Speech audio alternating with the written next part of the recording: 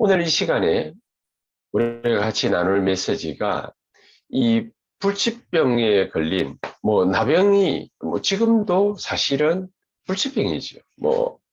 지구상에 그 의술로 어떻게 해결할 수 없기 때문에 우리나라에는 또 유명한 소록도라는 섬까지 만들어 놓고 이 나병이 이게 또 전염병이니까 또 전염되지 않는 분들도 있고 전염이 가능한 분들도 있고 하기 때문에 전염이 가능한 사람들 이런 분들은 또 소록도라는 그런 곳으로 또 같이 모여서 집단 생활을 갖다가 할 수 있도록 만들어 놓는 이런 것들을 갖다가 하는 것을 옛날부터 이렇게 봐왔습니다. 그렇기 때문에 불치병이라 할 수 있지요. 나병이라는 것 자체가. 그래, 문둥병 걸린 사람. 이 예수님께서 문둥병 환자를 즉시 치유하시는 그런 장면입니다. 마태복음 8장 1절에서 4절이. 자, 그러면 우리가 한번 생각해 볼 수 있는 것이 이 문둥병이 도대체 왜 걸렸냐라는 것이죠. 왜? 자기 잘못이냐? 그렇지 않으면은 부모의 잘못이냐? 유대인들이 따지는 방법이 그거거든요. 네 잘못이냐? 부모 잘못이냐? 그런데 성경 말씀 속에는 자기 잘못도 부모의 잘못도 거론이 전혀 되어 있지 않다. 자, 그렇다면은 여기에는 하나님의 분명한 뜻이 있고 계획이 있는 것이다. 하나님의 분명한 뜻과 계획을 말씀 속에서 찾는 것이 굉장히 중요하죠.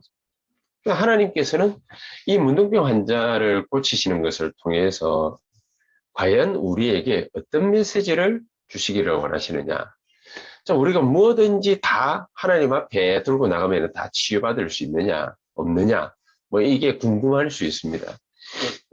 오늘 하나님의 말씀을 읽어 나가는 중에 예수님께서 처음 마태복음 5장부터 시작하신 사역이 이 산상보훈이라는 메시지를 증가하는 사역부터 시작을 하셨는데 산에서 내려오자마자 마태복음 8장 1절에 산에서 내려오자마자 맞닥뜨린 인물이 이 문둥병 환자입니다.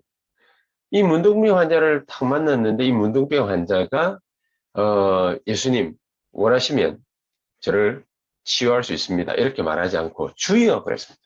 주여 원하시면은 나를 깨끗하게 하실 수 있습니다. 그러니까 예수님께서 당장 내가 원하니까 너가 깨끗함을 받아라. 그러니까 그 즉시 깨끗해졌다. 그렇게 돼 있거든요. 여기는 틀림없는 하나님의 큰 계획과 뜻이 숨겨져 있습니다. 자, 이 절대적인 치유사의 이후에 또 5절부터 또 이하에는 중풍병 환자를 예수님께서 말씀 한마디로 탁 고치시는 이런 기적과 같은 일들이 탁 벌어집니다. 자, 그러면은 우리는 이 기독교 자체가 말씀만 있는 것이 아니라 이 신비적인 하나님의 능력과 역사가 나타나는 종교임에 분명합니다. 종교는 아니지만 그렇다면 많은 사람들이 예수님을 믿고 또 기도하면은 모든 병들이 치유될 수 있느냐 이런 부분들이 궁금할 수 있습니다. 그러다 보니까 이전으로부터 시작해서 최근에 이르기까지 많은 사람들이 의술을 부정을 하고 기도원이다, 치유사역원이다 이런 곳으로 가서 의술을 의지하지 않고 약을 의지하지 않고 완전히 하나님 앞에 자기가 맡기고 치유를 받겠다. 이렇게 나오는 사람들도 있습니다. 그러나 우리가 한 가지 생각해야 될 것이 병원이나 의사나 약사나 이 약 같은 경우에 또 음식도 마찬가지겠습니다만 기본적인 거를 절대로 무시하면 안 되거든요. 하나님이 뭐든지 스페셜하게 특별하게만 고치시거나 키우신 것이 아니라 말입니다. 예수님께서 그냥 사람의 몸을 입고 오지 않고 우리를 어떻게 하실 수도 있습니다. 왜냐 하나님이시니까. 그런데 하나님이 인간의 몸을 입고 이 땅에 오신 이유가 있단 말이에요. 그러니까 가장 기본적인 것을 무조건 무시를 하고 특별한 것만 우리가 생각할 수는 없다. 그렇기 때문에 우리가 치유받고 치유하고 이렇게 할 때에는 굉장히 주의해야 될 부분들이 하나님이 병원도 의사도 약도 우리에게 하나님이 치유하시는 방법 중에 하나로 주신 것이기 때문에 이것을 가장 기본적인 것으로 두고 이것을 무시해서는 안 된다. 이제 이걸 전제하에 진짜 치유, 과연 어떻게 우리가 볼 것이냐? 예수님께서는 어떻게 우리에게 접근하셨느냐? 하나님은 어떻게 우리에게 접근하시느냐? 치유 이전에, 그래서 우리가 꼭 알고 있어야 될 것, 주의해야 될 게 있었다면은 또 치유 이전에 우리가 반드시 알고 있어야 될 것, 그게 뭐냐? 성경 말씀 속에는요, 많은 말씀들이 쓰여져 있는 것 같지만은 구약 성경에는 예수 그리스도께서 메시아가 오실 것이다라는 것에 대한 약속입니다. 여러 가지 많은 율법에 관한 말씀들이 쓰여져 있는 것 같지만 사실은 하나를 위한 것입니다. 성막을 갖다가 주시고 성막 안에 사용되는 모든 도구들은 뭘 상징하는 것이냐? 그리스도를 나타내는 거예요. 그렇죠? 성막과 성막 밖에 있는 모든 것은 그리스도와 전도를 나타내려고 하시는 것입니다. 예수님께서 이 부분을 우리에게 철저하게 강조를 하시는 거거든요. 성경 말씀에는 가장 많이 그래서 약속된 것이 메시아 오실 것이다. 그리스도 오실 것이 거기에 대한 예언이다. 또 신약 성경에는 뭘 강조를 했냐? 그분이 오셨다. 그분이 오셨다. 그런데 지금 이 문둥병 환자가 그분 앞에 딱 서 있는 거예요. 그분 앞에. 이게 굉장히 중요한 부분이죠. 이게 가장 큰 축복이죠. 우리가 만약에 지금 목탁 두드리면서 염주 돌리고 있다 생각해 보십시오. 이 중요한 시간에 우리가 막 큰 문제가 있습니다. 큰 사고를 당했습니다. 큰 아픔을 겪었습니다. 큰 갈등이 있습니다. 그럼 우리가 뭐 굉장히 어려운 문제를 갖다가 만났습니다. 불치병 우리가 딱 걸렸습니다. 만약에 그런데 그때에 우리 앞에 다른 것이 있다. 그렇게 한번 놓고 생각 한번 해보십시오. 우리가 어디 저 이상한 신비하는 곳에 가가지고 거기 가서 우리 몸을 맡기고 있고 우리 영혼을 맡기고 있다. 생각 한번 해보십시오. 만약에 이 문둥병자가 예수님 앞에 오지 않고 실로암 연못가에 가가지고 있다. 그렇게 한번 생각해요. 다른 종교에 가가지고 거기에 빠져 있다. 생각 한번 해보십시오. 얼마나 큰 불행한 일입니까? 그런데 너무나도 다행스러운 것은 이 문둥병 환자가 얼마나 많은 말들과 얼마나 많은 사람들을 만났겠습니까? 자기 자신이 치유 한번 받아오려고. 그런데 이 중요한 시간에 예수님께서 딱 오신 그 시간 그 자리 이 문둥병 환자가 예수님 앞에 딱 나타난 것입니다. 가장 큰 축복을 받은 것이죠. 저 여러분들이 이 대한민국 땅에 있어가지고 여기서 태어나서 정말 이 큰 하나님의 은혜와 축복이죠. 우리가 이 시기에 뭐 19세기에 태어나서도 참 그렇습니다만 20세기 말에 태어나가지고 또 혹은 20세기에 태어나서 우리가 이 복음 메시지를 듣고 우리가 정말로 세계복음화, 전도와 선교 오직 이것만 하기 위해서 우리 언약 탁 붙잡고 오늘 이 자리에 탁 앉아있는 거. 이 얼마나 다행스러운 겁니다. 여러분 오늘 이 시간에 말씀 앞에 예배 앞에 나오지 못하고 어디 엉뚱한 곳에 가가지고 마약에 빠져 있는 사람이 얼마나 큰 불행입니까? 그렇죠? 근데 우리가 해필 오늘 이 시간에 이제 설날 맨 마지막 날 아닙니까? 사람들이 막 다 집에 들어와가지고 피곤한 가운데에 우리는 지금 이렇게 줌을 갖다 이렇게 탁 열고 말씀 앞에 딱 앉아 있거든요. 얼마나 큰 축복이고 얼마나 큰 은혜입니다. 다른 거에 빠져 있지 않고 우리가 알코올에 빠져 있지 않고 우리가 마약에 빠져 있지 않고 우리가 도박에 빠져 있지 않고 정말로 하나님의 말씀 앞에 탁 무릎 꿇고 있다. 얼마나 큰 축복입니다. 근원적인 축복을 우리는 필요로 하는 사람들입니다. 예수가 그리스도라는 그 사실이 우리에게는 꼭 필요한 것입니다. 치유 이전에 하나님은 우리에게 뭐가 필요하다는 것을 정확하게 말씀하고 있는 것입니다. 그렇죠. 성경 말씀 속에서 하나님 주시는 답을 다 정확하게 딱 찾아야 됩니다. 그리스도 반드시 보내실 것이다. 그리고 그리스도께서 오시게 될 거다. 그리고 그분이 오셨다. 그런데 내가 지금 그 자리에 앉아있다. 근원적인 축복. 이 근원적인 축복. 이게 나에게 꼭 필요한 거죠. 그리스도는 나에게 꼭 필요한 거죠. 있어도 되고 없어도 되는 축복이 아니라 꼭 필요한 거죠. 성경이 그것을 나타내는 거죠. 많은 말들 가운데서 하나님이 꼭 얘기하고 싶은 건 뭐냐? 인간에게는 하나님이 무엇을 약속을 했냐? 어떤 것을 약속을 했냐? 뭐 이거 해라 저거 해라가 아니라 그리스도를 반드시 보낼 것이다. 그렇죠? 그리고 그분이 오셨다. 그런데 지금 내가 그 복음 앞에, 말씀 앞에, 그리스도 앞에 서가지고 있다. 얼마나 큰 축복이고 영광이다.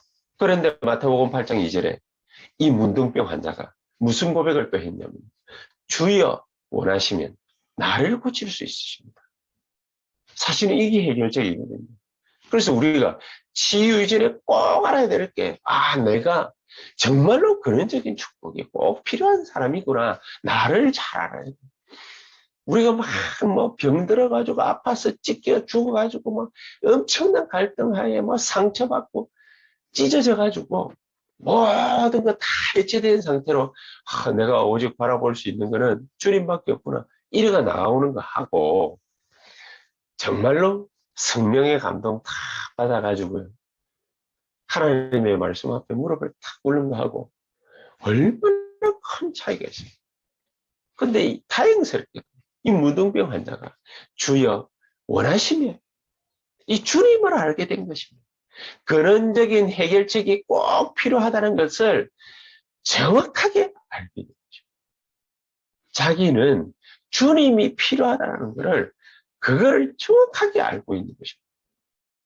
나는 주님이 필요한, 나는 그냥 주님이 필요한 것이 아니라 그냥 말씀 들으러 온 것이 아니라 주여, 주여. 예수님을 주여라고 부르는 것입니다. 시대 상황을 쳐다보면 예수님을 주라고 부를 수 없거든요. 바리새인들도 예수님을 선생님이라고 안 그랬습니까? 님자 빼고 그냥 선생이요. 그랬거든요. 근데 그 왜 그렇게 얘기하느냐? 예수님을 비난하고 싶으니까. 예수님을 깎아내리고 싶으니까. 내가 무슨 하나님의 아들이야? 그런데 사회적 상황도 로마가 이스라엘을 지배하고 있었기 때문에 로마에서는 황제에게만 큐리어스라는 주여라는 주라는 단어를 사용할 수 있단 말입니다. 까딱 잘못하면은 예수님을 주라고 했다가 어디 끌려가가지고 죽임을 당할 수도 있단 말이에요. 이런 큰 위기를 겪을 수도 있는데 이 문둥병 환자가요. 뭐 죽게 하면 까무라치기인지 모르겠습니다만은 어쨌든 예수님을 주여. 예수님이 그냥 단순하게 자기 병 하나 고칠 수 있는 존재로 인식한 것이 아니라 예수님 당신은 바로 그리스도이십니다. 참 놀라운 고백을 갖다가 시작합니다. 놀라운 고백. 자기가 그리스도가 필요하다라는 것을 인식한 것도 너무너무너무 큰 깨달음인데 예수님이 그리스도라는 것을 정확하게 딱 까는 거죠. 공식적으로는 베드로가 주는 그리스도시여 살아계신 하나님의 아들이십니다. 이렇게 고백했는데 이 사람은 개인적으로 딱 예수님을 찾아와 가지고 주여 주여 예수가 그리스도임을 아는 깨닫게 된 그게 정확하게 보여진 그 첫사람. 자, 이 사람에게는요 이제 근본적인 치유가 시작된 것입니다. 그런데 이 사람이 주여 이렇게 말한 거기에 배경에는요 주께서 원하시면 그랬거든요.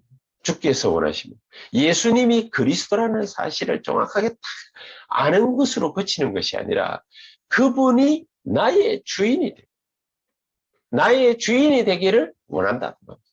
주께서 원하시면 나 같은 놈이라 할지라도 당신이 원하시면 주님이 원하시면 그리스도께서 원하시면 나의 주인이 되어주십시오. 근원적인 치유의 시작.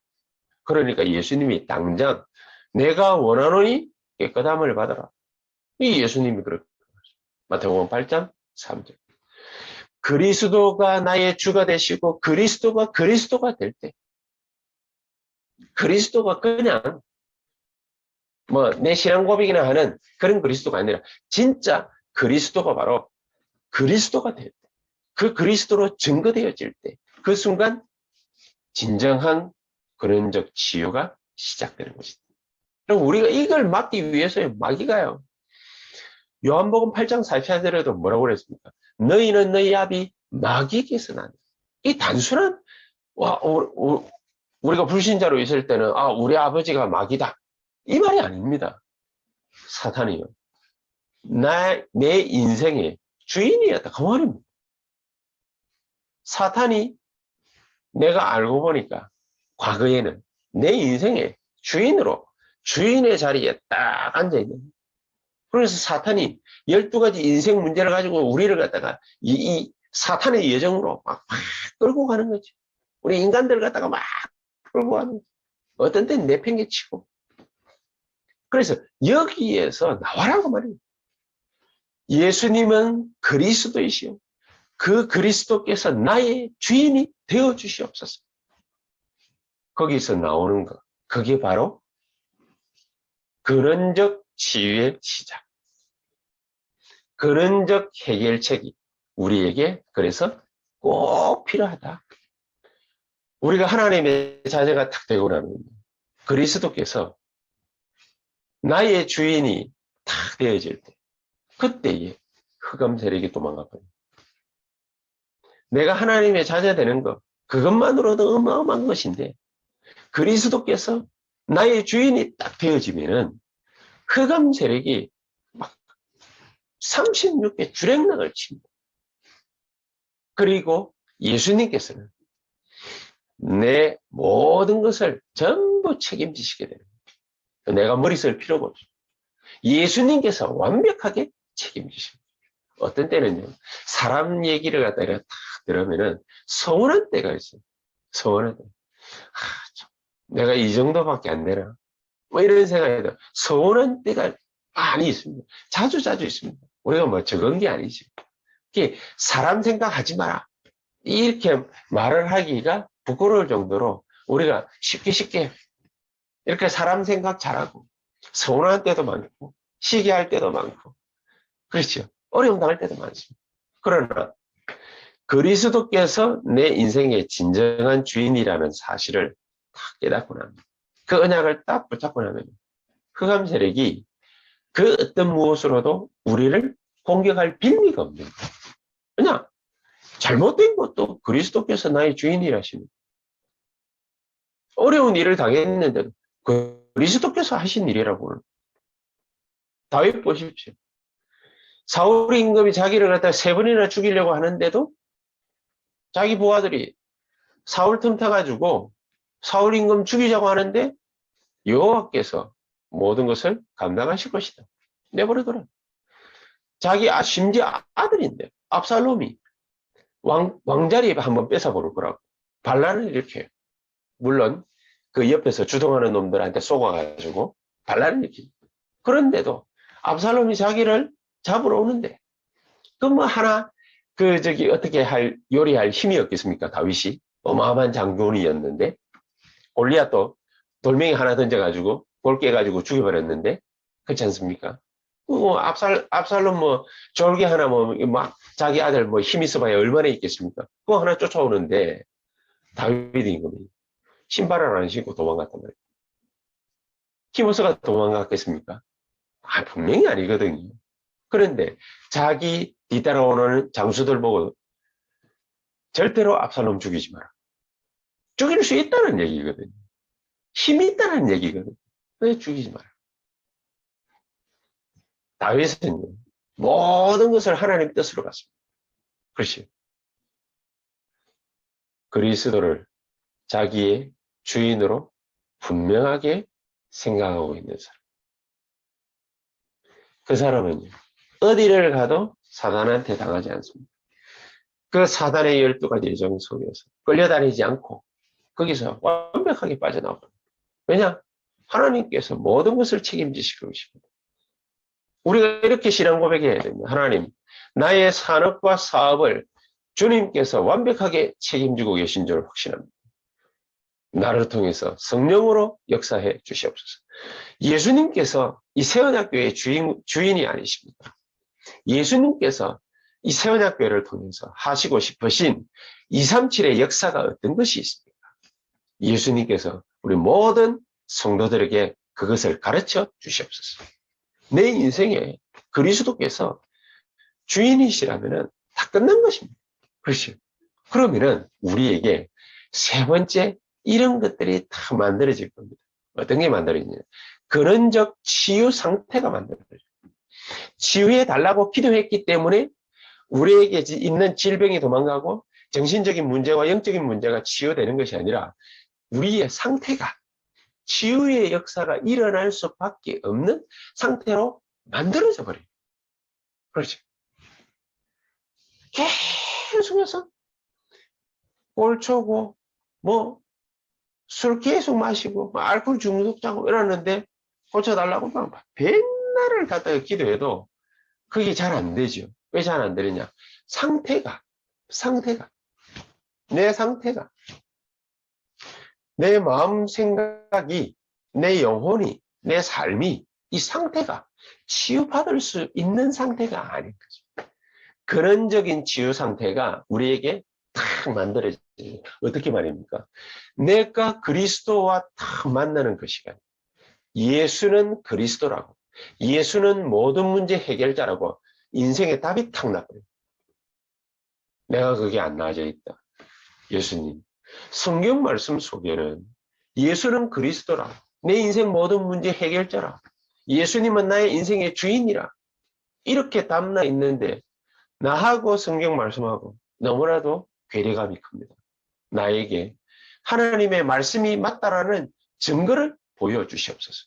성령으로 역사해 주시옵소서. 이 만남이 꽉 이루어지면 무슨 일이 벌어집니까? 똑같이 들리는 하나님의 말씀인데 성삼위 하나님의 역사가 내게 임해버려요. 이 말씀이 내 영혼을 살려버려요. 구원의 역사가 일어나요. 그렇죠? 그냥 매일마다 듣는 말씀인데 이 말씀을 갖다가 딱 듣는데 예수가 그리스도인 것이 확 드러나 버려요. 늘 듣는 하나님의 말씀인데 이 말씀 듣는데 성령의 능력 있게 나에게 역사하는 시간표가 딱 주어져요. 성삼위 하나님이 내게 임재하시는 시간표. 그치? 이런 만남이 이루어질 때 우리는 근원적인 치유의 상태가 만들어진다. 그래서 그리스도께서 내게 나타나시는 정도가 완전히 달라져. 보좌의 9가지 축복이 나에게 능력 있게 임하는 것이죠. 보좌의 축복이 내게 역사하고 시공간 초월의 역사가 일어나고 237의 빛 비추는 역사가 우리에게 나타나요. 그러니까 우리 가는 곳곳마다 뭡니까? 하나님의 형상이 만들어지고 생기가 불어넣어져 가지고 우리에게 능력이 생성되어지고 정말로 큰 하나님의 말씀의 역사, 변화되는 역사 이런 것들이 일어나는데 어느 정도로 일어나냐? 삼전무후무의 역사와 능력으로 나타나게 되죠. 나에게, 교회에, 현장에 삼전무후무의 역사. 이러니까 삼시대가 바꾸어지는 큰 일들이 벌어진다고 하죠. 여기에 하나님의 능력이 나타나는 거예요. 어디에 하나님의 능력이 나타납니까? 우리의 강단에, 우리 중직자들의 현장에, 우리 렘넌트들의 현장에 거기에 하나님의 능력이 임하는 그런 시간표가 일어나는 것이다. 강단이 변화되는 것입니다. 지금도 전하는 말씀은 똑같습니다. 그러나 개인에게 박히는 하나님의 말씀의 능력은 다른 것입니다. 히브리서 4장 12절에 말씀은 살았고 운동력이 있어 영과 혼과 관절과 골수를 찔러 쪼갭니다. 저는 그냥 하나님의 말씀 전하는 것입니다. 그런데 각각 하나님의 말씀 듣는 개개인에게 무슨 일이 벌어지느냐? 이 말씀이 능력 있게 역사. 강단 말씀 듣는데 말씀이 능력 있게. 중직자들의 현장에 하나님의 말씀이 성취되는 게 보여요. 희한하죠. 그럼 이 말씀이 능력이 돼버려요. 렘넌트들이요. 그냥 조금 기도 수첩 했는데 그런데 이 아이들이 막 영육간에 살아나 있어요. 학업이 살아나기 시작. 그렇죠. 이런 영적인 상태가 만들어진다고. 그러면은 어떤 문제가 와도 상관없습니다. 걱정 없습니다. 왜냐? 내 속에 보좌의 능력이 임하고 그것으로 근본적인 치유 상태가 만들어지기 때문에. 그래 되면은 우리에게 일어나는 많은 일들이 있지 않습니까? 우리의 과거들, 여러 가지 많은 상처들, 이거 전부 걱정할 필요 없어요. 발판이 있다. 우리는 그것 때문에 손해볼 거라고 생각하는데 내게 일어났던 많은 일들이 전부 우리에게 승리를 가져다 주는 그런 발판이 딱 됩니다. 오늘 본문에도 짧은 시간이지만 주여 원하시면 나를 깨끗하게 하실 수 있습니다. 이 문둥병자가 탁 와가지고 소리치니까 예수님께서 문둥병자 딱 쳐다보면서 주여 내가 원하면 그래 내가 원하는 너는 깨끗함을 받아라.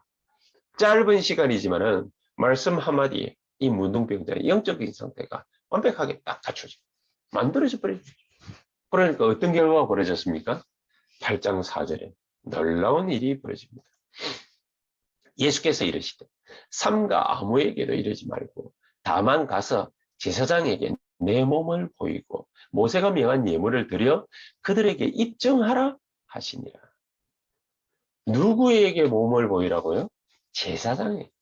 그리고 모세가 명한 예물을 드려 그들에게 입증해라. 감사 예물을 드려서 입증해라. 네가 다 나았다라는 것을 제사장의 입을 통해서 선포케 만들어라. 이런 귀중한 축복이 근원적 치유의 결과로 다 나타납니다. 제사장이 가서 네 몸을 보여라. 그리고 이 제사장이 네 병이 다 나았다라는 것을 다른 사람들 앞에서 증거하도록 만들어라.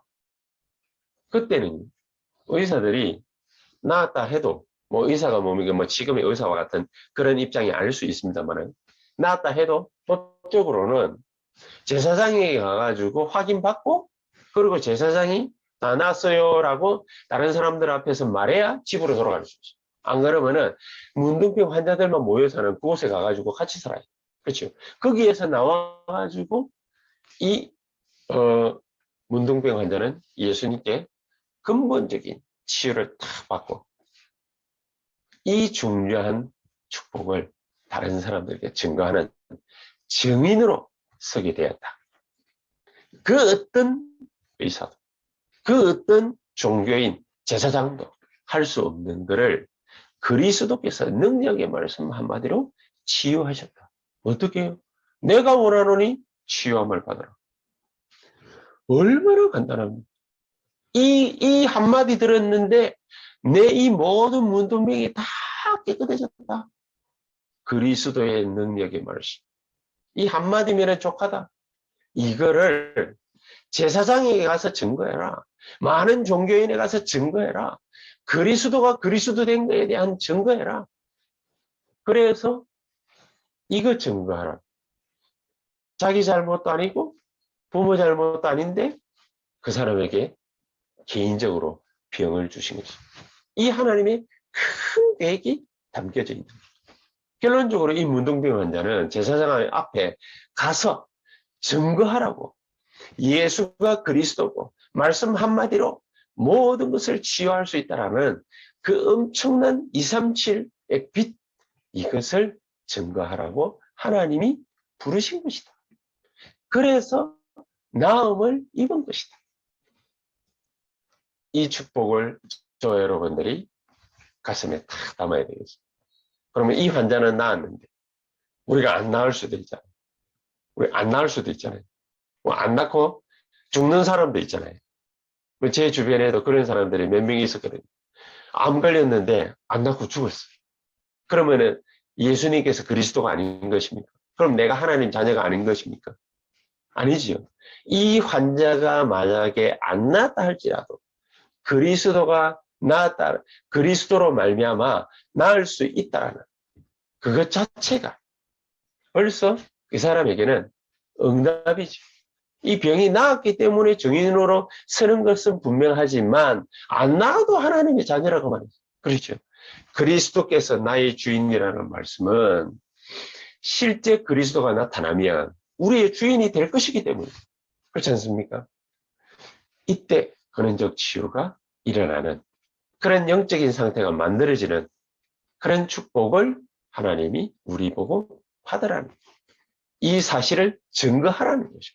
문둥병자는 앞으로 남은 모든 생에 어떻게 살았겠습니까? 바로 이렇게 자기보다도 더 어려운 문제를 겪는 사람, 또 자기와 똑같은 문제를 겪는 사람, 이런 사람들을 찾아가서 이 일에 대한 증인으로 서게 됐을 것입니다. 결론적으로 우리가 꼭 붙잡아야 될 것입니다. 모든 성경의 증인들에게, 특히 렘넌트 7명인데 이런 근원적인 축복, 근원적인 문제 해결, 근원적인 능력, 이것이 이미 우리 개개인에게 임해 있다. 임하여 있다. 이것이 나타나는 시간표는 언제냐? 그거거든요. 주여 원하시면 그게 우리의 시간표. 예수가 그리스도구나. 그런데 그 그리스도께서 나의 주인이 되시는구나. 이게 시간표. 이미 그 근원적인 능력은 나에게 임해 있습니다. 이것이 나타나는 시간표는 언제냐? 병들어 낫는 것도 중요하지만은 하나님의 근원적인 능력이 지금 우리에게 나타나는 이런 놀라운 시간표는 언제냐? 다른 사람들에게, 많은 종교인들에게, 수많은 불신자들에게 예수가 그리스도, 이 그리스도께서 나의 주인이 되셔서 나를 고치셨다라는 증인으로 세상 앞에서는 그런 저와 여러분들 되시기를 주 예수 그리스도의 이름으로 축복합니다. 기도하겠습니다. 살아계신 주님 감사를 드립니다. 오늘 이 시간에도 문둥병 환자가 낫는 이 현장을 보며 정말로 예수가 그리스도요, 모든 문제 해결자요, 또 그분이 내 인생의 진정한 주인이 되신다는 그 사실을 많은 사람들에게 증거할 증거를 오늘 말씀을 통하여, 예배를 통하여, 기도를 통하여 우리에게 허락해 주시되 237과 5천 종족 살릴 수 있는 증거를 우리에게 항상 허락해 주시옵소서. 지금 이 시간 나타내 주시옵소서. 예수 그리스도의 이름으로 기도하옵나이다. 아멘.